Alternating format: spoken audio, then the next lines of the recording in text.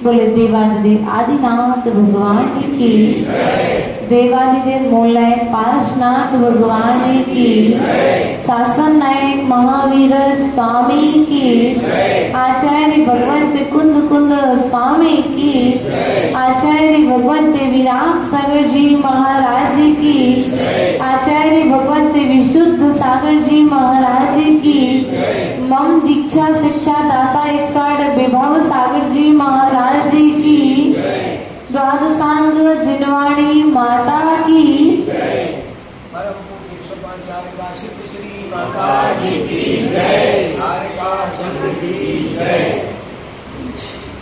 प्रिय आत्माएं,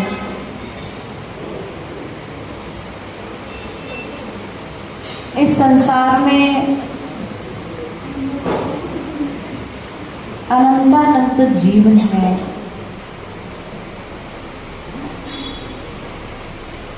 और सभी जीव एक ही चीज चाहते हैं जो सिद्धों के पास है।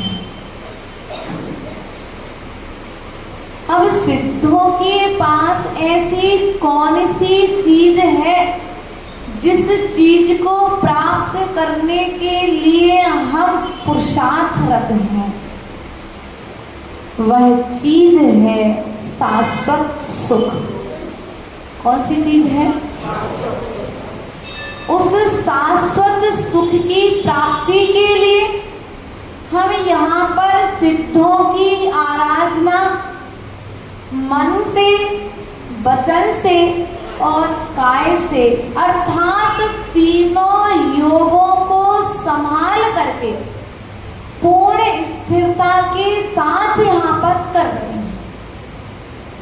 आचार्य भगवत कहते हैं यह जो सिद्ध चक्र महामंडल विधान है, यह सिद्ध चक्र महामंडल विधान मात्र 8 कर्मों पर आधारित है। कितने कर्मों पर?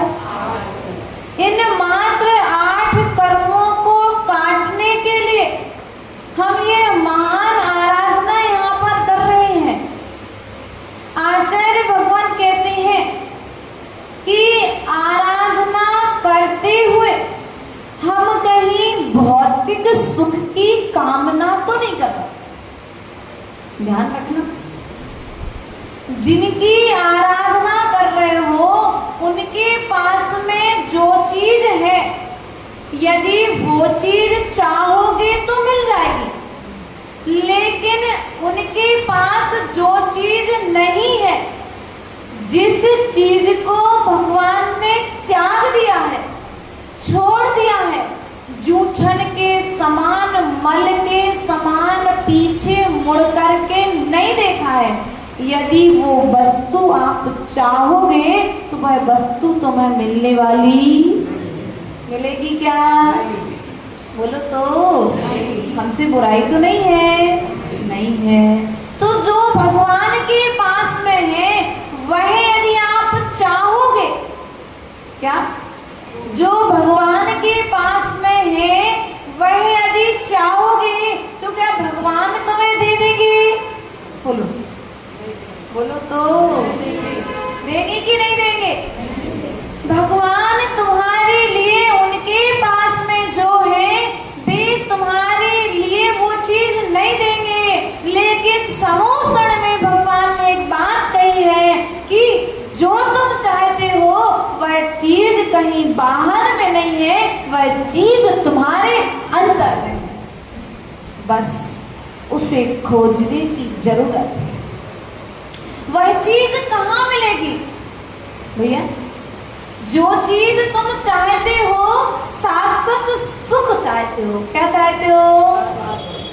तुम लोग बोलते नहीं हो क्या? कौन है?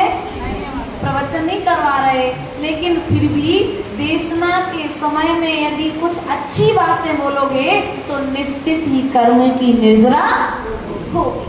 तो कर्म की निर्जरा के लिए परस्पर उपग्रह हम यहाँ पर बोलेंगे, आप हमारा साथ में सहयोग करेंगे तो आपको बात बहुत जल्दी समझ में आ जाएगी। अब शाश्वत सुख चाहे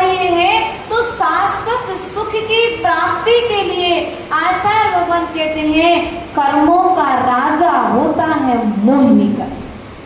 कौन सा कर्म है? मोहिनी कर्म। यदि आप मोह घटाओगे तो शाश्वत सुख की प्राप्ति। कहाँ पर मिला सुख? बोलो तो। मोहिनी कर्म के क्षय से मोह को कम करने की आवश्यकता है। कहीं बाहर में सुख नहीं है। मंदिर के अंदर में आने के बाद में जिनेंद्र भगवान की प्रतिमा के समकक्ष खड़े होने के बाद में भी तुम्हें सुख की प्राप्ति नहीं हो सकती यदि मोह कम नहीं हुआ है तो। कर्म की निर्जना नहीं कर सकती यहाँ आने के बाद में भी। क्यों? क्योंकि राग के साथ आकुलता और व्याकुलता लेकर के आओगे। विकल्पों के साथ में जब भगवान के चरणों में आओगे तो क्या कर्म निर्जरा कर पाओगे? ये विधान कर्म की निर्जरा के लिए हम कर्म कर रहे हैं। किसके लिए कर रहे हो? कितने भाव के कर्म काटने के लिए? बोलो तो। इस भाव के, अगले भाव के। जो भाव में हमने कर्म किए हैं, जिन कर्मों को हमने बांध के रखा है, उन कर्मों को हम एक एक श्रीफल के साथ में समर्पित कर रहे हैं कि ये भगवान हमारे कर्म भी। इन चावलों को हम आपके चरणों में समर्पित कर रहे हैं कि ये चावल जिस प्रकार से अब पुनः उत्पन्न नहीं होंगे, ये हमारी पर्याय भी द्वारा उत्पन्न। मनुष्य पर्याय आदि पर्याय भी हमें ना तो देव चाहिए, क्या देव पर्याय चाहिए? बोलो तो। मनुष्य चाहिए, नरक, त्रियंच। चार गतियों में से कोई भी एक गति जो आपको प्रिय हो नहीं है। क्यों प्रिय नहीं है? क्योंकि मनुष्य गति में भी सुख नहीं है, त्रियंच गति में भी सुख नहीं है, देव गति में भी सुख नहीं है और नरक गति में तो सुख है ही नहीं है। इसलिए हम भगवान से ये कह रहे हैं कि ये भगवान जिस प्रकार से आप पर्यायों से पार जा चुके हैं, उसी प्रकार से भगवान आपकी अर्चना करने से, आपकी वंदना करने से, जिस प्रकार से एक व्यक्ति कुआं खोदता है तो धूल पहले निकलती है और धूल निकलने के पश्चात में, मिट्टी निकलने के पश्चात में अंत में जाकर के पानी निकल आता है। उसी प्रकार से ही भगवान हम आपकी आज भक्ति कर रहे हैं। क्या कर रहे हैं? आज आपकी भक्ति कर रहे हैं। आज भले ही थोड़े से विकल्प उत्पन्न होंगे, आकुलताएं व्याकुलताएं होंगी, क्योंकि कर्म का उदय है। पाप किए हैं तो भक्ति में भी मन कभी कभी, पाप कर्म के उदय से भक्ति करने में भी मन, लेकिन फिर भी पाप कितना ही उदय में आए, हम तो शाश्वत सुख को प्राप्त करके रहेंगे। इस भावना के साथ में आप जिनेंद्र भगवान के चरणों में भक्ति कर रहे हैं, है ना? लेकिन मोह कितना घटा रहे हैं। यहाँ आने के पश्चात में जैसे ही जिनेंद्र भगवान के गर्भालय में अर्थात इस जिनालय में प्रवेश किया, जिनालय में प्रवेश करते ही साथ आपने मन शुद्धि, वचन शुद्धि, काय शुद्धि बोली कि नहीं बोली? बोलो तो। चौके में साधु को बुलाते समय तो सावधानी रखते हो, कोई विकल्प नहीं आने देते, बिल्कुल इतने स्थिर हो जाते हो कि कोई अंतराय वाली कोई वस्तु ना दिख जाए, कोई लाइट ना जल जाए, कोई पंखा ना चल जाए, इतने सावधान रहते हो। आचार्य भगवान कहते हैं जितनी सावधानी के साथ आप अपने चौके में साधु को बुलाते हो और जब तक निरंतर आहार नहीं हो जाता है तब तक सावधानी रखते हो, क्योंकि तुम्हारे घर पर साधु आया है। अब तुम जिनेंद्र भगवान के जिनालय में आए हो तो उतनी ही सावधान इस जिनालय में प्रवेश के साथ रखना कि भगवान मन शुद्धि, वचन शुद्धि, काय शुद्धि, द्रव्य शुद्ध है। अब मैं सब तरह के विकल्पों का त्याग, अब देखो भक्ति करने में मन लगेगा कि नहीं लगेगा? निश्चित लगेगा।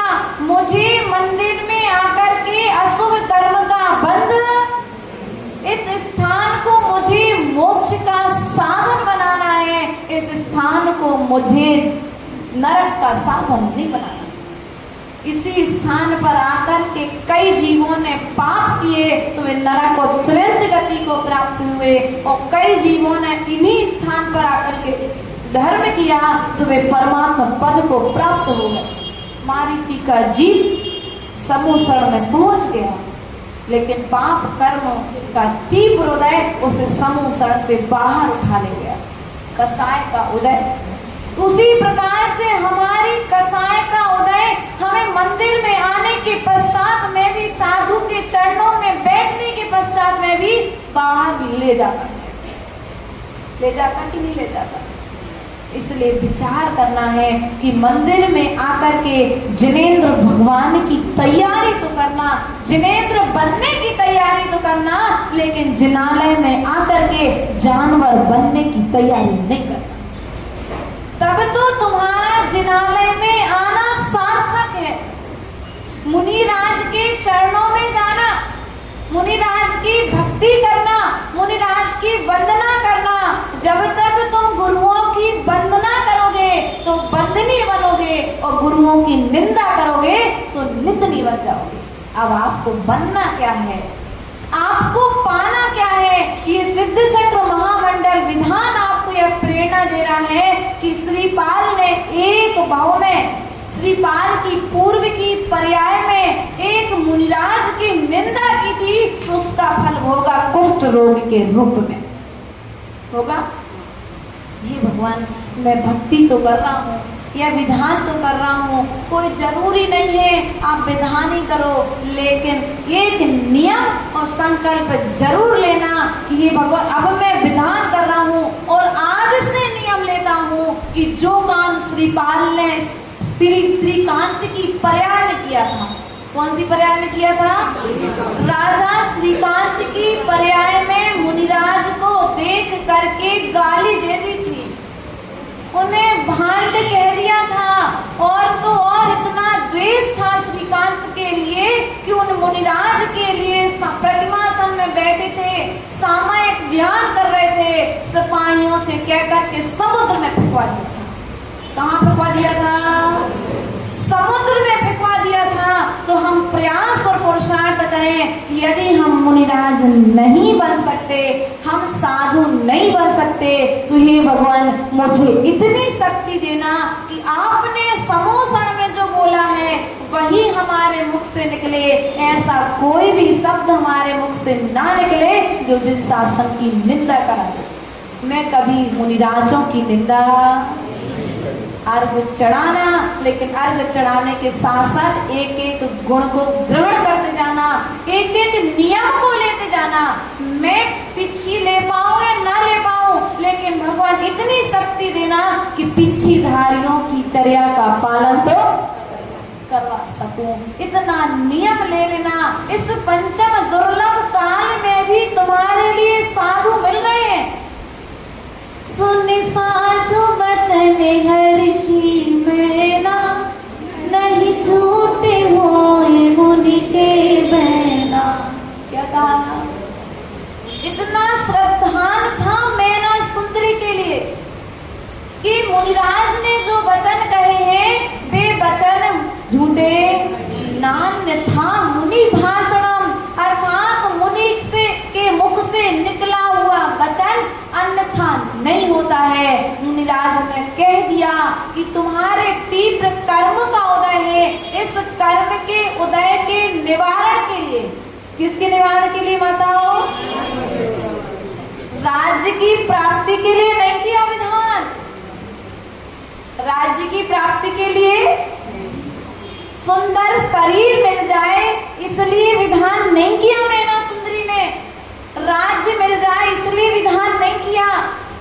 विधान किया, मुनिराज ने कह दिया कि बेटा ये तेरे तीव्र कर्म असाता कर्म का उदय है, और असाता को साता में बदलने के लिए यदि किसी चीज में ताकत है तो वह जिनेंद्र भगवान की भक्ति में ताकत है। जाओ सिद्ध चक्र विधान करना। अब मुनिराज के इतना कहने के पश्चात में मैना सुंदरी ने रिटर्न प्रश्न नहीं किया कि महाराज जी अष्टांग का पर्व में तो नंदीश्वर विधान करते हैं, हम कैसे सिद्ध चक्र विधान करें? नहीं भैया, मुनिराज ने कहा है मेरे कर्म का निवारण मुनिराज के मुख से निकले हुए वचनों से होने वाला है। मुझे तो मुनिराज के वचनों का पालन, अगर कभी कोई गुरु तुमको आज्ञा दे दे तो पीछे नहीं हटना, उनकी चर्या के पालन में पीछे मत हटना। ये विधान करना आपका सार्थक हो जाएगा, विधान का फल आपको प्राप्त हो जाएगा, ज्यादा कुछ करने की जरूरत। तुम अपने 6 कर्तव्यों का पालन करना प्रारंभ कर दो। क्या करना है माताओं? कितने कर्तव्य हैं? 6 है कि ज्यादा भी है? कुछ एक आध तो कम हो, एक आध तो ज्यादा हो। 6 आवश्यक जो आपके कर्तव्य हैं, उन 6 आवश्यक कर्तव्यों में से आप कितने कर्तव्यों का पालन करते हैं? अभी कुंडलपुर में आचार्य भगवंत समय सागर जी के दर्शन करने का सौभाग्य मिला हमको, और हमने आचार्य भगवंत से कहा कि आचार्य भगवंत, 2 माता जी अभी वहां पर है, तो हमने कहा महाराज जी दोनों आरिकाएं नई हैं, अभी अभी दीक्षित आचार्य गुरुदेव के कर कमलों से दीक्षा होकर विहार करते हुए कुंडलपुर पधारे हुए हैं, इनकी दीक्षा का पालन निर्दोष तरीके से होता रहे, आप संबोधन प्रदान करें। तो पता है आचार्य भगवंत ने पौन घंटे उपदेश दिए। कितने घंटे? पौन घंटे दोनों आरिकाओं को संबोधन दिया, और संबोधन के मध्य में उन्होंने सबसे महत्वपूर्ण बात कही कि बेटा जो आपके 6 आवश्यक कर्तव्य है ना, प्रत्येक आवश्यक कर्तव्य के लिए बराबर समय देना। क्या कहा? ऐसा नहीं कि स्वाध्याय करने मन लग गया तो 4 घंटे स्वाध्याय कर लिया, ऐसा नहीं कि सामायिक करने मन लग गया तो 2-2 घंटे की सामायिक कर ली, करना, लेकिन सब आवश्यक कर्तव्यों को व्यवस्थित समय पर व्यवस्थित बराबर से समय देकर के करना, एक को गौण एक को आगे करके इस एक भी आवश्यक कर्तव्य को छोड़ना। वही हमारा आपसे कहना है कि हम जिनेंद्र भगवान की पूजन तो बहुत चाव से करते हैं, करते कि नहीं करते? एक की जगह 10 पूजा कर लेते हैं। भक्त स्वाध्याय भी यदि करने बैठेंगे तो 10-10 पेड़ स्वाध्याय कर लेते हैं, लेकिन हमारे नगर में यदि कोई साधु आ जाए तो उनकी भैया वृत्ति बोलो तो बताओ। इस धर्म को आगे बढ़ाने में पुरुष वर्ग का हाथ तो है ही, लेकिन यदि महिला वर्ग पीछे हो जाए तो जिन शासन की ध्वजा कुछ समय में गिरती हुई दिखने लग जाए। इसलिए आप लोग जो धर्म से सुप्त होते जा रहे हो, धर्म करना नहीं चाह रहे ना? हाँ, बुंदेलखंड की हो तो भले, बाकी अन्य खंडों में जाकर के देखो तो धर्म करना, साधुओं के पास वैयावृत्ति करने का समय, आहार दान देने का समय, जब भरत चक्रवर्ती परगाहन करने के लिए खड़ा हुआ ना, तो उसने संघ और पंथ नहीं पूछा, उसने तो मुनिराज देखे, पिच्ची कमंडल देखे और पड़गाहन करके अपने राज्य में लेकर के। और हम क्या करते माताओं? ईमानदारी से बताना, भगवान सामने खड़े, झूठी झूठी नहीं बोल। क्या करते हो? सबसे पहले बोलो तो क्या पूछते हो? कौन से संघ के हैं, उनके कौन से गुरु हैं, कहाँ की माता जी है, कौन से खानदान की है। तो यह ध्यान रखना, भरत चक्रवर्ती ने यदि केवल ज्ञान को प्राप्त हुआ है भरत चक्रवर्ती, तो भरत चक्रवर्ती ने निसंकित सम्यक दर्शन अंग का पालन किया। कौन से अंग का पालन किया है? और हम बाहर से तो सम्यक दृष्टि है, लेकिन भीतर से सम्यक दृष्टि, क्योंकि हम अभी इन सम्यक दर्शन के 8 अंगों का पालन ही नहीं कर रहे हैं। खूब पूजा कर लो, मोक्ष नहीं होने वाला। क्या कि हम नहीं कह रहे, कुंद कुंद स्वामी का दर्शन पाओ, और ग्रंथराज कह रहा है, क्योंकि हम यदि कहेंगे तो हम अपनी बात यदि आपसे कहेंगे तो हम नरक के पात्र हो जाएंगे। ये बात आचार्य भगवत कुंद कुंद स्वामी कहते हैं कि यदि तुम श्रावक हो या साधु हो, सम्यक दर्शन अंग का निर्दोष तरीके से पालन नहीं करते हो तो आप नरक और निगोद की यात्रा करो। कहाँ की यात्रा करनी है बोलो तो? पैसा तुम्हारे पास में है, चाहे तुम मंदिर में आकर के द्रव्य चढ़ा लो, चाहे मदरालय में आकर के शराब पिला दो किसी को। अब मनुष्य गति, मनुष्य पर्याय तुम्हें मिली है, इसका उपयोग चाहे तुम भेद विज्ञान में कर लो, चाहे भेदभाव में कर लो।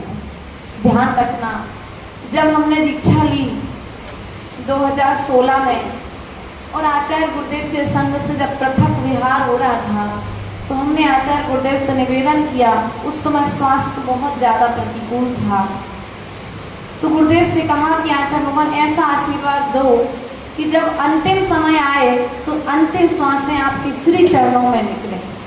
तो पता है बड़े प्यारे शब्दों में आचार्य गुरुदेव ने क्या कहा था कि बेटा ये मत कहो कि तुम्हारी अंतिम श्वासें हमारे चरणों में निकले, ये भावना भाव कि अंतिम समय में कोई भी साधु तुम्हारे कानों में नमोकार मंत्र सुनाने वाला हो। क्या कहा बोलो तो?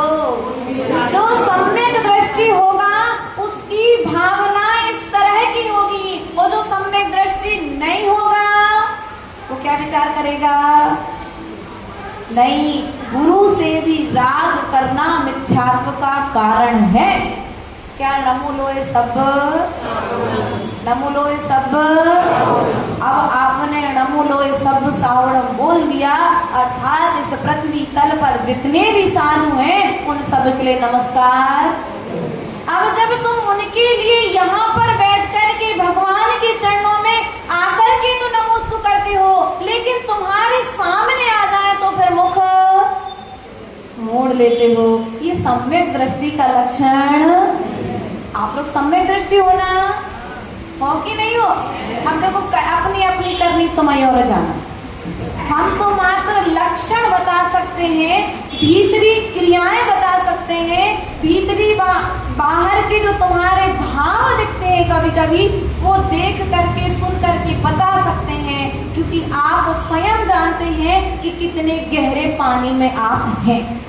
हम आपसे कुछ भी कहना चाहते, मात्र इतना ही कहना चाहते हैं, इस अष्टांग कपर में कोई नियम लो या ना लो, इतना नियम जरूर ले लेना कि हे जिनेंद्र भगवान, हम तो दीक्षा नहीं ले पाए, हम तो बिच्छी कमंडल लेकर के विहार नहीं कर पा रहे, हम तो प्रतिमा आदि नहीं ले पा रहे, लेकिन जिन ने प्रतिमाएं ली हैं, जिन ने महाव्रतों को धारण किया है, उनकी दीक्षा का पालन हम करा सके, ऐसी शक्ति हमें प्रदान। जिन शासन को आगे बढ़ाने के लिए कुछ भी नहीं करना भैया, जिन शासन को आगे बढ़ाने के लिए कुछ भी नहीं करना है, जो कार्य हमारे भगवंतों ने नहीं किया है वो कार्य नहीं करना है। भगवान ने ऐसा काम किया क्या? जो बात भगवान ने नहीं कही है वो बात बोलना नहीं, जिस कार्य को भगवान ने किया नहीं है उस कार्य को हमें करना नहीं है। तब तुम्हारी मनुष्य पर्याय पाना, इस जैन कुल में आना, जैन धर्म को पाना, देव शास्त्र गुरु की संगति को पाना, यह विधान करना सार्थक हो जाएगा, वरना सब कुछ देखो बेकार कह दें, आप खुद कह दो, क्योंकि आप स्वयं जानते हो कितने गहरे पानी में हो। यदि ऊपर आना है तो हल्का होना पड़ेगा भैया। रुई यदि पानी से भरी हुई है तो पानी में डूब जाएगी, और यदि सूखी रुई है तो फिर वो हवा में उड़ जाती, थोड़ा सा हवा का सहयोग हो जाए। उसी प्रकार से हम यदि कसायों से हल्के होंगे, किससे हल्के होंगे? यदि हम कसायों से हल्के होंगे तो हमारा गुण स्थान स्वतः ही बढ़ जाएगा। आज चतुर्थ गुण स्थान है, किसी का 5वां गुण स्थान है, किसी का 6वां गुण स्थान है। भले ही आज 6वें और 7वें गुण स्थान से आगे नहीं जा सकते, लेकिन आगे जाने की तैयारी तो आज इस पंचम काल में कर सकते कि नहीं कर सकते? कर सकते हैं। तो तैयारी करें, अपना अच्छा गुण स्थान बने, चौथे गुण स्थान से नीचे हमारी बुद्धि ना जाए। क्या करना भगवान से?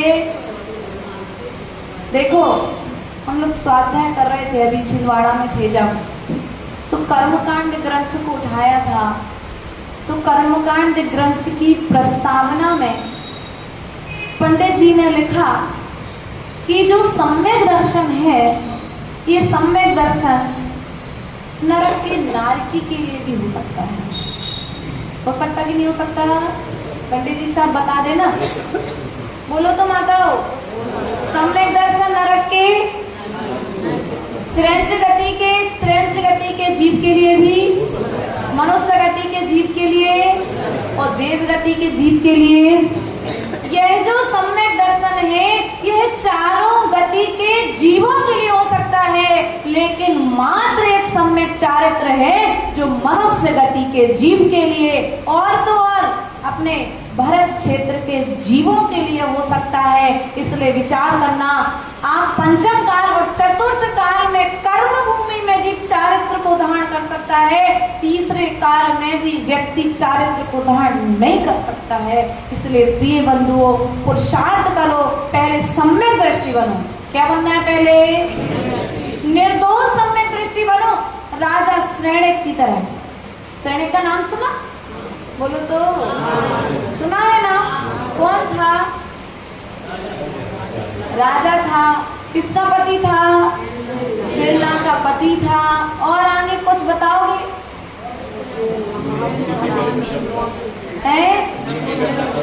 विचार करना है। राजा श्रेणिक, जिसने 60,000 प्रश्न, कितने प्रश्न? किसके समोषण में? भगवान महावीर स्वामी के समोषण में 60,000 प्रश्न करने वाला राजा श्रेणिक, जो पूर्व में मिथ्यात्व के साथ में रहा, वही राजा श्रेणिक मुनिराज के लिए अपने चौके में पड़गाहन कर रहा है, और पड़गाहन के पूर्व जमीन में हड्डियां गड़वा। सही कह रहे ना भैया? वही राजा श्रेणिक जब तक मिथ्यात्व का तीव्र उदय रहा, मोह का तीव्र उदय रहा, तो राजा श्रेणिक क्या कर रहा है? पड़गाहन तो कर रहा है, लेकिन मुनिराज की परीक्षा लेने के लिए। राजा श्रेणिक, वही राजा श्रेणिक मुनिराज के गले में सर्प डाल रहा है, उपसर्ग कर रहा है, लेकिन वही राजा श्रेणिक जब मुनिराज के गले में सर्प डालता है तो निंदा का पात्र बनता है, और निंदा के पात्र के साथ साथ वही राजा श्रेणिक नरक गति का बंद कर लेता है। और वही राजा श्रेणिक जब मुनिराज के चरणों की वंदना करता है तो तीर्थंकर भगवान के समोषण में तीर्थंकर प्रगति का बंद कर लेता है। इसलिए प्रिय बंधुओं, विचार करना है कि वंदना करोगे तो वंदनीय बनोगे, निंदा करोगे तो निंदनीय बनोगे। इसलिए आज इस विधान को करते हुए आप एक नियम जरूर लेकर के जाना, इस मुख से यदि मैं कभी किसी मुनिराज की, कभी किसी आरिका माता जी की, कभी किसी ऐलक छुल्लक छुल्लिका माता जी की, यहाँ तक प्रतिमाधारी श्रावक और उससे भी छोटा सम्यक दृष्टि श्रावक यदि कोई गलत कार्य करते हुए दिख भी जाए तो हे भगवान, मैं पहले नंबर स्थितिकरण उपगूहन अंग का पालन करूंगा, उपगूहन अंग के पालन के पश्चात स्थितिकरण करूंगा, और स्थितिकरण जब करोगे तो प्रभाव अपने आप करने की जरूरत। लेकिन इन दो अंगों का पालन करने के लिए वात्सल्य अंग को पहले हृदय में स्थापित करना पड़ेगा, क्योंकि जब तक वात्सल्य नहीं होगा तब तक इन दो अंगों का पालन भी। अपने बच्चे के प्रति प्रेम है कि नहीं है? बोलो तो। हमसे ज्यादा प्रेम आपको अपने बच्चे से, तो सही कहना, है ना? तुमको अपने बच्चे से हमसे ज्यादा प्रेम है, और आपका बच्चा यदि कोई गलती कर लेता है तो क्या करते हो? पहले ना माफ नहीं करते, पहले तो पूछते हो बेटा किस किसने देखा, किसी ने देखा तो नहीं? नहीं मम्मी किसी ने नहीं देखा, तो चुप रहना। क्या कहते हो, तुम हल्दी को पहले ढाँकते हो, उसके ढाँकना अर्थात उपगोहन करना, उपगोहन करने के पश्चात में फिर अलग से समय निकालते हो, उससे पूरी बात पूछते हो, फिर उसको समझाते हो कि बेटा ऐसा पाप, अब उसको आप तो समझा रहे हो, क्या कर रहे हो, उसका स्थिरीकरण कर रहे हो। अब ये दोनों अंगों का पालन कब हुआ, जब तुम्हारे भीतर में तुम्हारे बच्चे के प्रति वात्सल्य था, तब इन दो अंगों का पालन हुआ है। तो माताओं, हम आपसे इतना कहना चाहेंगे, सभी से इतना कहना चाहेंगे कि जितना प्रेम अपनी संतान से करते हो, उतना प्रेम यदि महावीर की संतानों से करने लग जाओगे तो दिन शासन आगे बढ़ जाएगा, बढ़ाने की जरूरत नहीं पड़ेगी। जो कभी भरत चक्रवर्ती ने स्वप्न देखा था कि तरुण उम्र के दो बैल रथ को आगे लेकर के जा रहे हैं, यदि तरुण उम्र में भी, इस नई उम्र में भी कोई साधक मोक्ष मार्ग पर बढ़ने का प्रयास करता है, पुरुषार्थ करता है, तो हम सम्यक दृष्टि श्रावक बन करके उनके दोषों का स्थिरीकरण करें और निर्दोष जिन शासन की साधना कराने का प्रयास करें। साधक हैं, पंडित जी साहब सत्य मानना इस बात को कि आज यदि साधक कहीं पर शिथिलाचार दिखाई दे रहा है तो इसमें कहीं ना कहीं श्रावकों का भी हाथ है कि नहीं है। भले मकरोनिया वालों का नहीं होगा, लेकिन कहीं ना कहीं के श्रावकों का तो, अगर साधु के हाथ में मोबाइल है जिनवाणी की जगह पर, तो किसने दिया ले जा करके है। यदि साधु के पास में शास्त्र, पिछी कमंडल शास्त्र के अलावा अन्य कोई सामग्री दिख रही है तो साधक कोई दुकान पर नहीं गया, देने वाले हम श्रावक ही हैं। इसलिए शिथिलाचार को यदि हम बढ़ा रहे हैं तो हम सम्यक दृष्टि नहीं है। कई माताएं हमारे पास आती है भैया, तो पता है क्या करती, माता जी गर्मी बहुत तेज लग रही है, पंखा चालू कर ले। और भैया कर लो, बहस से कह दिया। अब तुमने कर लिया पंखा चालू, बैठे तो हम भी थे उस कमरे में, अब हमें ध्यान नहीं रहा कि तुम्हें गर्मी लग रही कर लो, लेकिन दूसरे ने क्या सोचा, देखो माता जी बढ़िया पंखे लगे, क्या करते लोग बात। इसलिए कभी भी हम श्रावकों के ऐसे नियम होना चाहिए कि कभी साधु के कमरे में पंखा चालू, कम से कम उतना सोचो कि साधक तो जीवन भर बिना पंखे के रहता है, यदि 1-2 घंटे हमें साधु के चरणों में बिना कूलर पंखे के रहने मिल गया तो कोई मौत नहीं हो जाएगी, और मौत भी होगी तो साधु के चरणों में है समाधि होगी, प्रभु का मंत्र सुनने मिलेगा। इसलिए माताओं, शिथिलाचार को कहीं ना कहीं आप लोग भी हम लोग के पास जब आते हो तो बढ़ा देते हो और नाम हो जाता है साधु का। बदनाम कौन होता है, साधु बदनाम होता है। कई बार देखने में आता है कोई कार्यक्रम चल रहा है, पार्टी पे ला करके मोबाइल रख दिया, दूसरे ने, विरोधी ने फोटो खींच ली, देखो माता जी की पार्टी गए, बदनाम कौन हुआ। ना माता जी मोबाइल छूती है, ना मोबाइल पे बात करती, ना मोबाइल रखती है, लेकिन फिर भी तुम्हारी एक गलती ने साधु को जीवन भर के लिए बदनाम कर दिया। इसलिए ऐसा कोई कार्य मत करना जिससे जिन शासन की ध्वजा झुके, ऐसा काम करना यदि हम उठा नहीं सके तो हे भगवान, हमारे निमित्त से जिन शासन की ध्वजा कभी नीचे नहीं होना चाहिए। हमारा आपसे कहना मात्र इतना है, समय अपनी गति की ओर है। यदि इतना सब कहते हुए, बताते हुए यदि जिनवाणी की कोई बात गलत कहती हो तो हे भगवान हमें क्षमा प्रदान करें, लेकिन बस इतना करना, जो काम भगवान ने नहीं किया है वो कार्य मुझे, बोलो तो संकल्प ले लो भगवान के सामने, हे भगवान नमोस्तु, बेईमानी नहीं करना नियम लेते समय, नमोस्तु, हे भगवान मैं आज नियम लेता हूँ, नियम लेती हूँ। कभी किसी मुनिराज की, आरिका माता जी की, छुल्लक छुल्लिका ऐलक जी की, सम्यक दृष्टि श्रावक की कभी निंदा नहीं करूंगी। दे लिया संकल्प। ध्यान रखना, इस नियम को तोड़ना नहीं। अंतिम समय तक तुम्हें यह संकल्प याद रहना चाहिए। इस संकल्प को याद रखोगे तो निश्चित ही अंतिम समय में तुम्हें कोई ना कोई साधक आकर के प्रमुखान मंत्र सुनाएगा और तुम्हारा मरण समाधि मरण रूप में परिवर्तित हो जाएगा। बोले भगवान महावीर स्वामी की परिनिंदा ना, बोलो परिनिंदा ना मुख से निकले मधुर वचन बोलो, परिनिंदा ना मुख से निकले मधुर वचन बोलो। हृदय तराजू पर हितकारी संभाषण तालू,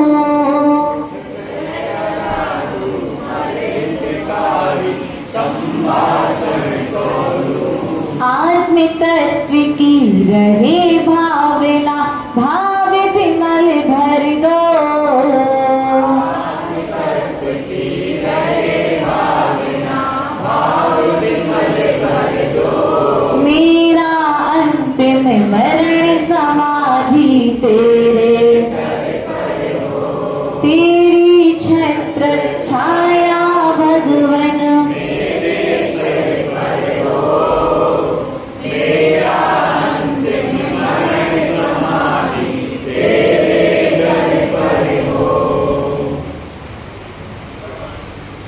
पूज्य क्षमा जाएगा। सिद्ध श्री माता जी की जय, सिद्ध चक्र महामंडल विधान की जय। लावाणी के ज्ञान सूर्य